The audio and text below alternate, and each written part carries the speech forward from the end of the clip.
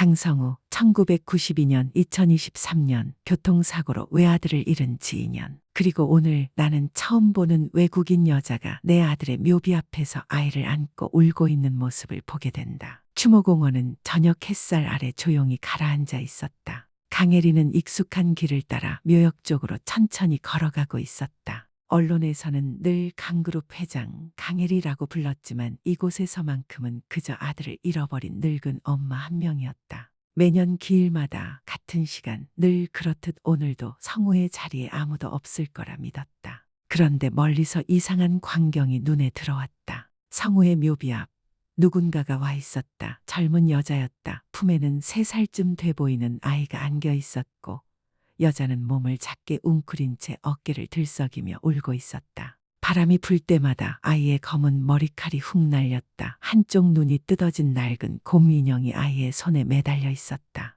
에리는 걸음을 멈췄다. 가슴 한가운데로 불쾌함과 의아함이 동시에 밀려왔다. 내 아들 자리인데 이 시간에는 아무도 온 적이 없었는데. 여자는 외국인이었다. 색이 바랜 청재킷, 낡은 바지, 오래 신은 운동화, 피부도 햇볕에 그을려 있었다. 이 묘역에는 어울리지 않는 이방인의 모습. 에리는 눈살을 내렸다. 그 자리는 2년 동안 에리가 겨우 숨을 고르던 자리였다. 그런데 오늘 모르는 여자가 그 앞에서 울고 있었다. 이유를 모르겠지만 그 광경 자체가 묘하게 거슬렸다. 여자는 울다가 뒤늦게 에리를 발견했다. 깜짝 놀라 허둥지둥 일어났고 아이를 더 꽉 끌어안았다. 그때 아이와 에리의 시선이 마주쳤다. 작고 검은 눈동자, 어딘가 이상하게 익숙한 눈매였다. 에리는 심장이 조용히 덜컥 내려앉는 느낌을 받았다. 아니다. 말도 안 된다. 그 생각을 반사적으로 밀어냈다. 에리는 천천히 그러나 단단한 걸음으로 다가갔다. 굽 높은 구두가 묘역의 자갈을 또각또각 위협적으로 올렸다. 실례합니다. 에리가 먼저 입을 열었다. 예의 바른 톤이었지만 오랫동안 이 사회를 지배하던 특유의 냉정한 권위가 목소리 끝에 자연스럽게 묻어나왔다. 누구시죠? 여기 어떤 분 묘 찾아오신 건지 여쭤봐도 될까요? 여자는 놀란 기색으로 눈을 깜빡였다. 조금 굳은 한국어 발음으로 대답했다. 저 안나예요. 안나. 그녀는 품에 안은 아이를 한 번 꼭 안아주듯 끌어당겼다. 이 아이는 제 아들 민호예요. 에리는 여자의 말에서 눈을 떼지 않았다. 이방인, 아이 그리고 내 아들의 이름이 새겨진 묘비. 이 모든 조합이 믿어왔던 세계를 조용히 비틀고 있었다. 그래서 안나 씨 목소리가 조금 더 날카로워졌다. 여긴 제 아들 묘지입니다. 강성우 보이시죠? 실수로 잘못 오셨으면 다른 곳으로 가주셔야 할 것 같은데요. 주머니 안 주먹에 힘이 들어갔다. 말은 차분했지만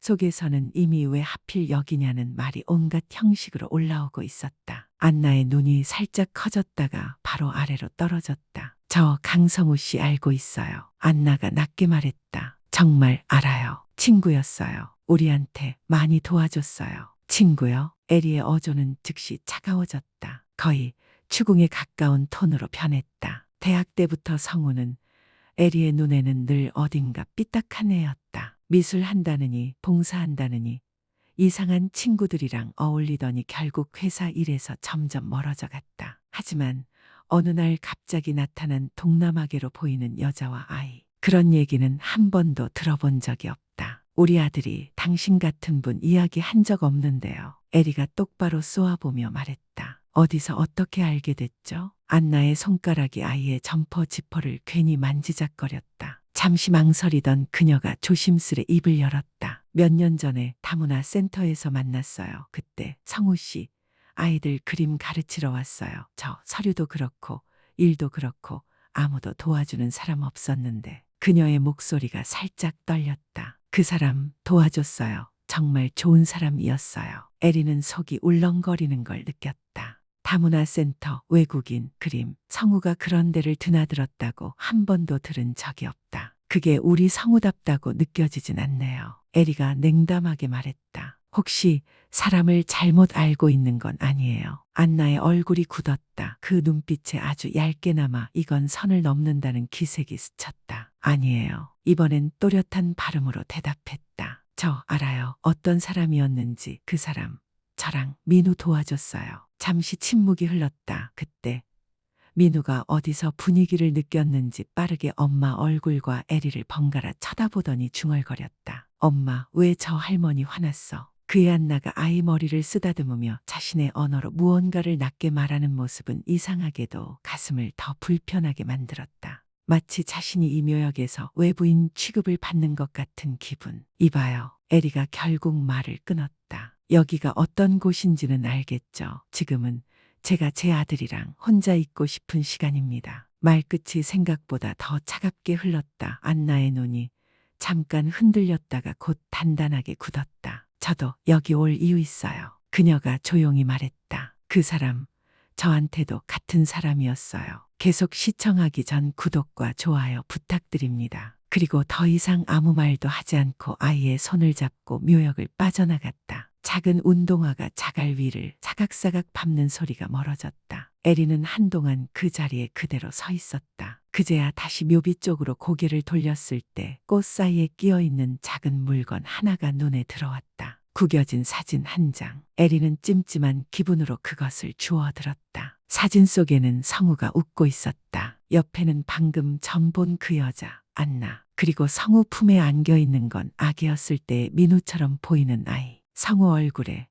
에리가 한 번도 본 적 없는 표정이 떠 있었다. 어딘가 가볍고 자유롭고 웃고 있다. 중압감도 피로도 반항도 아닌 그냥 행복에 가장 가까운 표정. 사진 뒷면에는 서툰 한글과 알아보기 어려운 영어가 뒤섞인 글씨가 적혀 있었다. 우리 셋 언제나 같이 성우. 에리는 천천히 사진을 뒤집어 다시 앞면을 바라보았다. 머릿속에서 질문이 폭주했다. 아들이 이중생활이라도 했던 건가? 안나는 단순한 도와준 사람이 아니었던 건가? 저 아이는 대체 누구지? 에리는 사진을 코트 안주머니에 찔러넣고 성우의 묘를 한 번 더 바라보았다. 나한테 뭘 숨긴 거니 성우야? 입에서 나오는 목소리가 생각보다 더 신소리였다. 성우야, 너 나한테 왜 말을 안 했니? 알 수 있는 건 하나였다. 이대로 돌아갈 수는 없다는 것. 추모공원을 떠난 뒤 에리는 바로 차 안에서 전화를 걸었다. 지연이냐? 올해 함께한 비서의 번호였다. 인천 쪽 다문화 센터들 리스트 좀 바로 정리해봐. 그리고 거기 소속 봉사자로 내 아들 이름 강성우, 그 이름이 있는지 전부 확인해. 전화를 끊었을 때는 벌써 해가 산 뒤로 넘어가고 있었다. 기온이 뚝 떨어지는 게 느껴졌다. 대신 머리는 더 뜨거워졌다. 성우와 보냈던 마지막 몇 년이 영상처럼 머릿속을 스쳐갔다. 엄마, 나 그 회사 말고 엄마 인생이 다 맞는 건 아니잖아. 그때는 한 귀로 듣고 한 귀로 흘렸다. 너도 나이 들면 알게 돼. 한마디로 끝냈다. 지금 생각하면 그 말 하나하나가 다른 세계에 대한 힌트였는지도 몰랐다. 나는 너를 아들로만 알았지. 한 인간으로는 제대로 본 적이 없었구나. 다음 날 에리는 인천의 한 다문화 이주민 센터 앞에 서 있었다. 지연이 급히 찾아낸 곳이었다. 기록상 성우가 몇 년간 자원봉사를 했던 곳. 건물은 오래돼 보였다. 외벽 페인트는 군데군데 벗겨졌고 간판에는 희망나무 지역센터라는 글자가 희미하게 남아있었다. 문을 열자 낡은 나무 냄새와 즉석 커피 그리고 소독약 냄새가 뒤섞여 코를 찔렀다. 안쪽 한 구석에서는 아이들이 레고와 색연필을 가지고 놀고 있었고 긴 테이블에선 여러 나라 말이 섞인 대화가 조용히 오가고 있었다. 어서 오세요. 회색 머리를 단정하게 묶은 웃는 얼굴이 먼저 다가왔다. 이름표에는 윤정이라고 적혀 있었다. 무슨 일로 오셨어요? 에리는 이 공간 전체가 자신과는 다른 세계라는 걸 단번에 직감했다. 유리벽 회의실, 실적 프레젠테이션, 억 단위 계약서를 다루던 평소 환경과는 완전히 다른 공기. 제가 찾는 사람이 있어서요. 에리는 평소 회장실에서 쓰는 어조를 조금 누그러뜨렸다. 예전에 이곳에서 자원봉사를 했을지도 모르는 사람입니다. 제 아들인데요. 이름은 강성우입니다. 윤정의 눈이 잠시 커졌다가 이내 슬쩍 웃음과 함께 가라앉았다. 아, 성우 씨. 그녀가 천천히 고개를 끄덕였다. 그 친구, 그 젊은이 기억해요. 아이들한테 정말 인기가 많았죠. 그림도 잘 그리고 말도 잘 들어주고. 가볍게 덧붙인 한마디가 있었다. 참 안타깝죠. 그렇게 된 게. 에리는 목이 잠시 메이는 걸 억지로 삼키고 물었다. 여기서 뭘 했었나요? 제 아들이. 윤정은 에리를 작은 사무실로 안내했다. 벽에는 아이들이 그린 색연필 그림과 행사 사진들이 가득 붙어 있었다. 성우 씨는 아주 특별했어요. 윤정이 말했다. 1~5해 전쯤 처음 왔을 거예요. 처음에는 그냥 이민자 가정 아이들한테 미술 수업만 도와주겠다고 했죠. 그녀의 시선이 오래된 액자 사진 하나를 향했다. 그런데 아이들이랑 금방 친해져서 언어가 잘 안 통하는 애들도 그림으로는 다 통했거든요. 색깔 고르는 법, 자기 얼굴 그리는 법, 내 집 내 가족 그려보는 시간도 하고, 어떤 애들은요 그 그림의 얼굴을 2개 그려요. 봄가랑, 여기 한국집. 윤정이 조용히 웃었다. 성우 씨가 그런 애들 옆에 오래 앉아 있었어요. 별말은 안 하고 그냥 같이 색칠만 해주고. 에리는 숨을 고르며 물었다. 그럼 안나라는 사람도 여기서 만난 겁니까? 윤정의 표정에 조금 다른 빛이 어렸다. 안나요? 네, 그 친구도 여기 왔죠. 윤정이 천천히 설명했다. 동남아에서 혼자 한국에 왔죠. 서류도 제대로 안 되고 일자리도 자꾸 바뀌고 믿고 의지할 사람이 아무도 없었어요. 그래도 매일 성실하게 일했던 착한 사람이에요. 잠시 말을 고르더니 이어갔다. 성우 씨가 서류 보는 거 도와주고 병원 갈 일 있으면 같이 따라가고 그랬어요. 둘이 친구였죠. 아마 그 이상이었을 수도 있고요. 그 이상이라는 게 무슨 뜻입니까? 에리의 목소리가 저도 모르게 날카로워졌다. 윤정은 양손을 살짝 내저었다. 안나가 한국에 오고 민우가 생겼는데 제일 가까웠던 사람은. 에리의 심장이 가슴 안에서 쿵 하고 내려앉는 느낌이 들었다. 민우가. 혹시. 끝까지 말을 잇지 못했지만 윤정은 이미 눈치챈 듯했다. 그건. 조용히 답했다. 제가 대신 이야기할 문제가 아닌 것 같아요. 그건 안나가 직접 말해야겠죠. 윤정은 서랍을 뒤져 작은 종이 한 장을 꺼냈다. 여기요. 안나가 요즘 아르바이트 하는 카페 주소예요. 주의하셔야 해요. 그 사람 겉으론 조용하지만 많이 다친 사람입니다. 말을 조금 조심해 주세요. 카페로 향하는 길은 차로 10여 분이었지만 에리에게는 훨씬 길게 느껴졌다. 운전대를 잡은 손에 힘이 들어갔다 풀리기를 반복했다. 성우가 이 거리를 몇 번이나 걸었을까? 어떤 표정으로 다녔을까? 회사 건물 지하 주차장에서 차를 타고 출근하던 성우 말고 이 동네를 어슬렁거리던 성우의 모습이 에리에게는 전혀 상상이 되지 않았다. 카페는 작은 골목 모퉁이에 있었다. 커다란 프랜차이즈가 아니라 로고도 소박한 개인 카페. 문을 열자 따뜻한 빵 냄새와 원두 향이 섞여 들어왔다. 그리고 바로 눈에 들어오는 얼굴 하나. 안나였다. 에이프런을 두르고 유리잔을 닦고 있었다. 구석 테이블에는 민우가 앉아 색칠 공부 책을 펼쳐놓고 있었다. 옆에는 눈 한쪽이 떨어져 나간 그 곰인형. 에리가 들어서는 순간 안나의 표정이 굳어졌다. 그녀의 손이 잠시 멈췄다가 유리잔을 조심스럽게 내려놓았다. 여기서 뭘 원하세요? 안나가 먼저 물었다. 목소리는 낮았지만 분명한 경계가 깔려 있었다. 답이요. 에리는 최대한 평정을 유지하려 애썼다. 성우에 대한 것, 그리고 주머니에서 구겨진 사진을 꺼내 카운터 위에 조용히 올려놓았다. 이 사진에 나온 당신과 그 아이에 대한 것. 안나의 시선이 사진 위에 떨어졌다. 순간 그녀의 눈동자가 크게 흔들렸다. 손끝이 아주 미세하게 떨렸다. 이거 성우묘에서요. 에리가 답했다. 당신이 두고 간 거겠죠. 이제 제가 물을 차례인 것 같습니다. 당신은 우리 아들에게 어떤 사람이었습니까? 그리고 민호는. 에리는 잠시 숨을 고르고 직접 그 단어를 내뱉었다. 우리 아들의 아들입니까? 안나는 눈을 감았다가 천천히 숨을 들이켰다. 그리고 아주 조용히 그러나 또렷하게 말했다. 당신, 아니 어머님 아들 강성우 씨. 그 사람 우리한테 전부였어요. 민호한테는. 눈가가 금방이라도 젖을 것처럼 붉어졌다. 아빠였어요. 말이 떨어지는 순간 에리는 뒤로 한 걸음 물러났다. 카운터 모서리를 잡지 않았으면 그대로 주저앉았을지도 몰랐다. 그럼 내 손자가 여기 있었다는 얘기야. 입술이 떨렸다. 그런데 성우는 왜 한마디 말도 안 했지? 도대체 내가 그렇게 무서웠나? 안나는 눈물을 손등으로 훔쳤다. 그리고 모국어가 아니라 조심스럽게 고른 한국어로 말했다. 말하려고 했어요. 근데 항상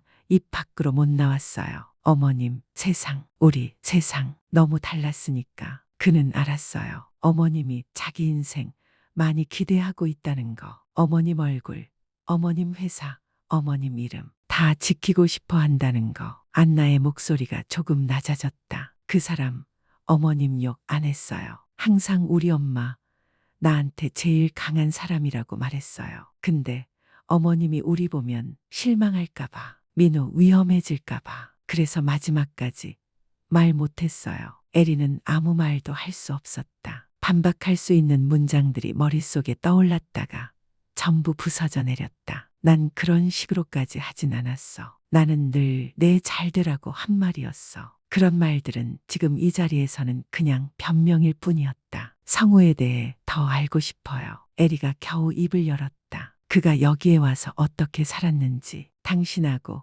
민우랑 어떤 시간을 보냈는지 부탁입니다. 말해주세요. 안나는 잠시 에리를 바라보았다. 카페 안의 소음이 멀리서 들리는 것처럼 희미해졌다. 여기는 안나가 고개를 저었다. 사람도 많고 민우도 있고 오늘 밤 교회에 있어요. 동네 작은 교회. 거기서 얘기해도 돼요. 그 사람 좋아하던 곳이라서. 그날 오후 에리는 혼자 차를 몰고 인천 바다 쪽 도로를 천천히 달렸다. 성우가 사랑했다던 장소들을 처음으로 자신의 눈으로 보면서 강 위의 다리, 오래된 놀이터, 벽화 골목, 성우의 스케치북에 남아있던 얼굴들과 풍경들이 어쩌면 다 이 근처 어딘가의 실제였을지도 모른다. 해가 지기 시작하자 도시는 다른 표정을 띠었고 가로등이 켜지며 차창 밖에 불빛이 길게 흔들렸다. 고통 옆에서 이상하게도 희미한 희망이 고개를 들었다. 만약 민우가 정말 성우의 아들이라면 내가 다 놓쳤다고 믿었던 그 아이의 일부가 여전히 세상 어딘가에서 살아 숨 쉬고 있는 거였다. 그리고 성우가 지키고 싶어 했던 가족이라는 단어가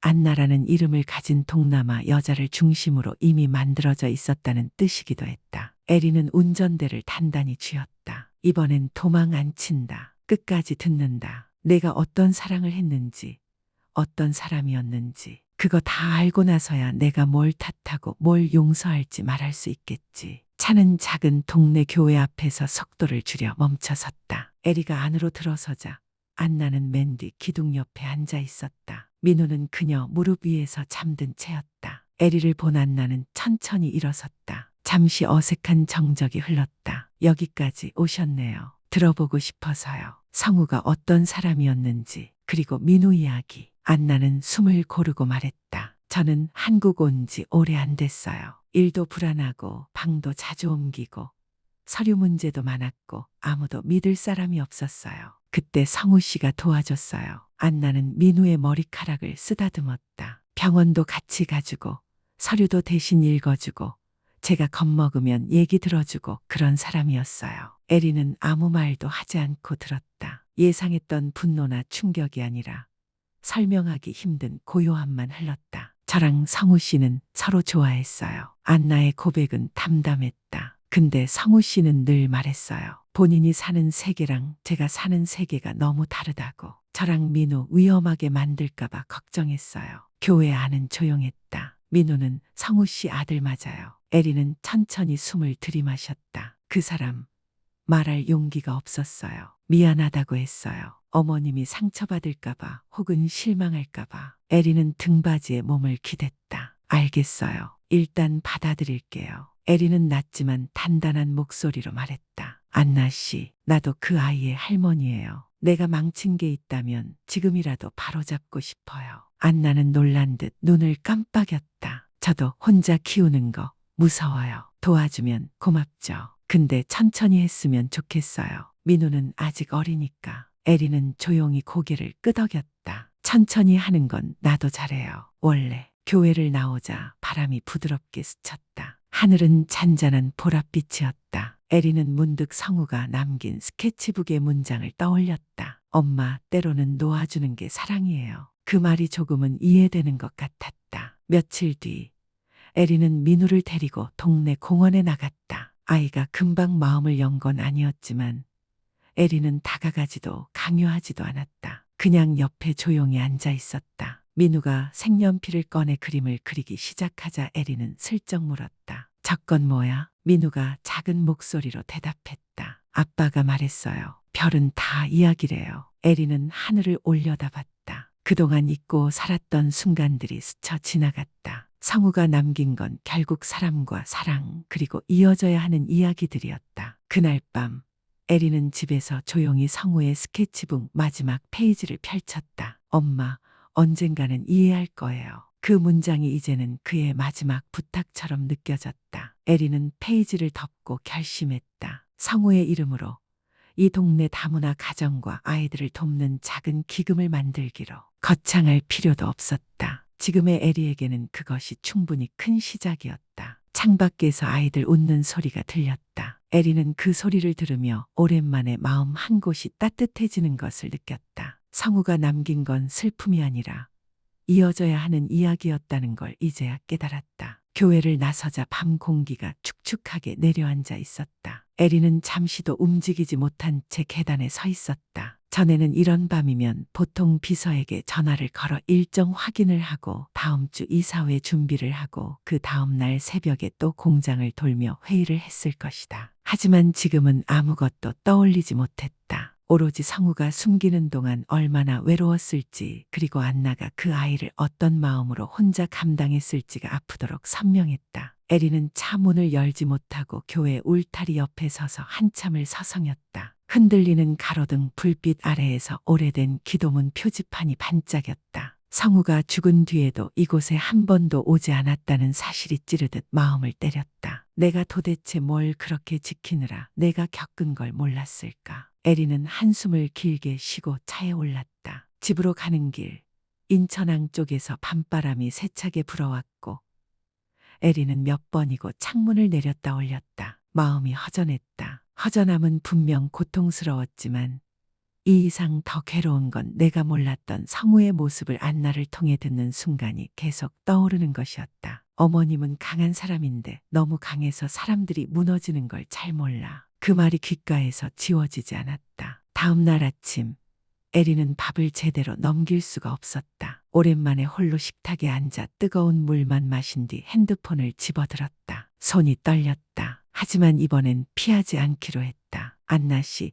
오늘 혹시 민우랑 공원 산책해도 될까요? 답장은 바로 오지 않았다. 에리는 핸드폰을 테이블 위에 엎어놓고 거실을 천천히 돌았다. 예전 같으면 회의 준비 서류를 펼쳤겠지만 지금은 그럴 마음이 들지 않았다. 30분쯤 지났을 때 짧은 알림음이 울렸다. 네, 너무 멀리는 아니면 괜찮아요. 그 짧은 문장만으로도 에리는 가슴이 찌르듯하게 저려왔다. 그날 오후 둘은 동네 공원 입구에서 만났다. 안나는 처음보다 덜 경계했지만 여전히 한 발짝 정도의 거리를 유지하고 있었다. 민우는 안나의 다리에 붙어 서 있었다. 에리는 작은 미소를 지으며 다가갔다. 민우야, 산책할까? 민우는 대답하지 않고 대신 에리를 빤히 쳐다보았다. 그 눈동자 어디선가 성우의 어릴 적 눈빛이 겹쳐 보였다. 불안하고 순하고 어딘가 도망갈 길을 찾는 듯한 눈. 에리는 마음이 쿵 내려앉았다. 다녀올게요. 어머님, 안나가 조심스럽게 말했다. 한마디 한마디에 망설임이 묻어 있었다. 무슨 일 있으면 바로 전화 주세요. 그럼요.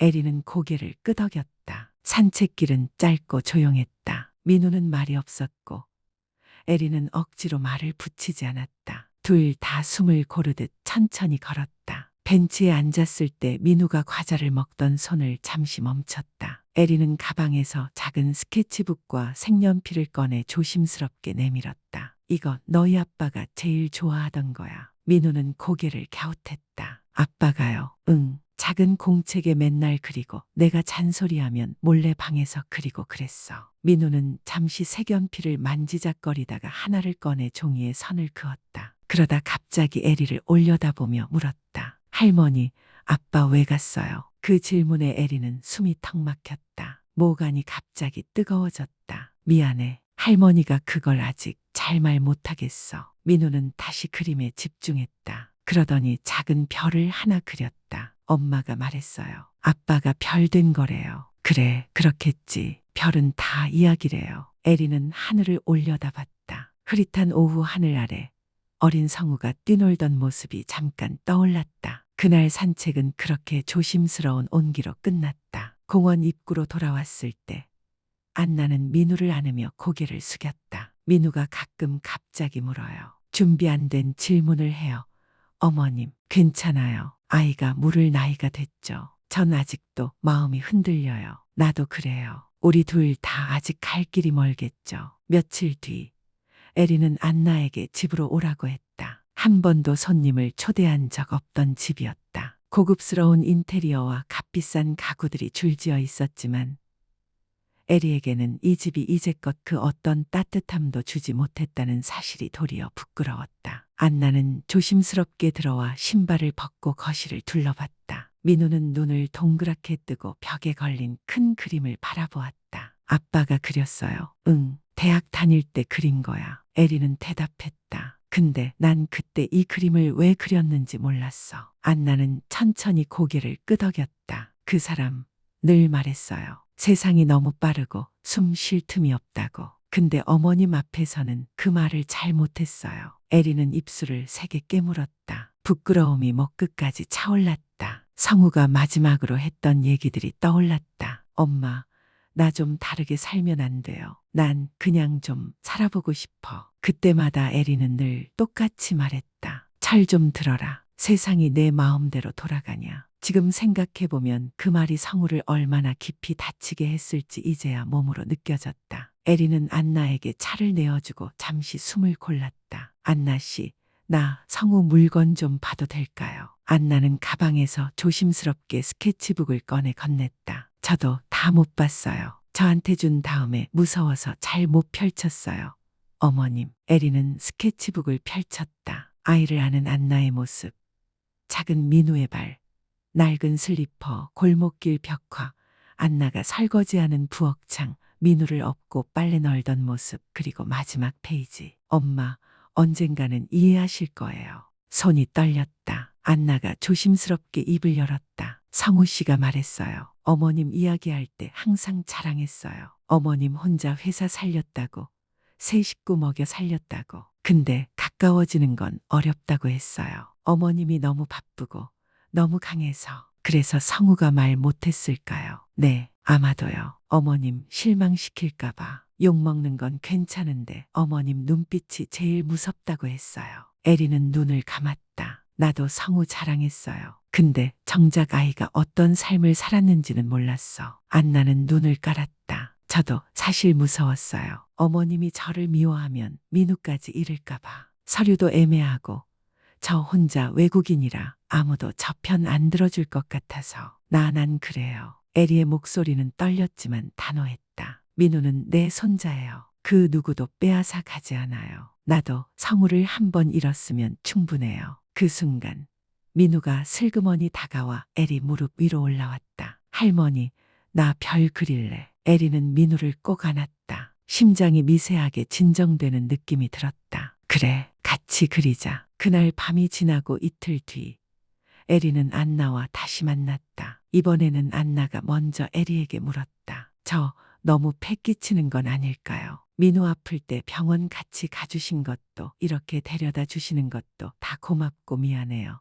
어머님, 패라니요. 이제야 제대로 사는 느낌인데. 에리는 짧게 웃었다. 나 성우 이름으로 기금을 만들고 싶어요. 민우 같은 아이들, 그리고 안나 씨 같은 분들, 누가 손 한 번 잡아주면 살 수 있는 사람들. 안나는 입술을 떨며 말했다. 어머님, 그 사람 이런 얘기 들으면 정말 좋아했을 거예요. 자기 이름 써붙이는 건 싫어했어도 이런 거엔 누구보다 먼저 나섰을 거예요. 나도 알아요. 에리는 창밖을 보며 속삭였다. 내가 너무 늦게 알아버렸지. 며칠 뒤 에리는 민우를 데리고 부둣가로 나갔다. 바람이 세차게 부는 날이었다. 회색빛 물결 위로 갈매기 울음소리가 날카롭게 흩어졌다. 민우는 에리 손을 꼭 잡고 물었다. 할머니, 아빠 여기 왔었어요. 응, 혼자 많이 왔었대. 바다 보면서 생각도 하고 그림도 그리고. 왜 혼자 왔어요? 그땐 함께할 사람이 없었나 봐. 에리는 조용히 대답했다. 민우는 잠시 생각하다가 단호하게 말했다. 그럼 이제는 있어요. 나도 있고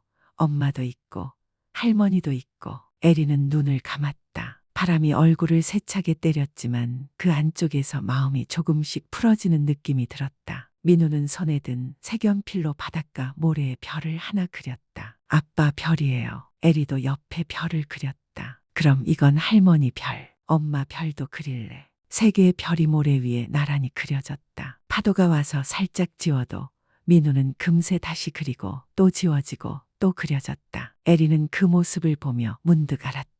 성우가 남긴 건 슬픔만이 아니라 계속 이어져야 하는 작은 이야기들이라는 걸. 안나는 그날 조금 늦게 부둣가에 도착했다. 셋은 같이 집으로 돌아갔다. 현관 앞에서 민우가 에리를 꼭 끌어안았다. 할머니, 또 놀아요. 그래, 또 놀자. 문을 닫기 전 안나는 조심스럽게 에리를 바라보았다. 어머님, 저도 노력해 볼게요. 저희 셋 함께 사는 거 저도 아직 무섭지만 그래도 해보고 싶어요. 그래요, 우리 해봐요. 그리고 그날 밤 모두가 잠든 뒤 에리는 혼자 거실에 앉아 성우의 스케치북 마지막 페이지를 다시 펼쳤다. 엄마, 언젠가는 이해하실 거예요. 그 글자를 손가락으로 천천히 따라 그리듯 쓰다듬었다. 그래, 성우야, 이제야 조금 알겠다. 늦었지만 이제야 내 이야기의 끝을 같이 써본다.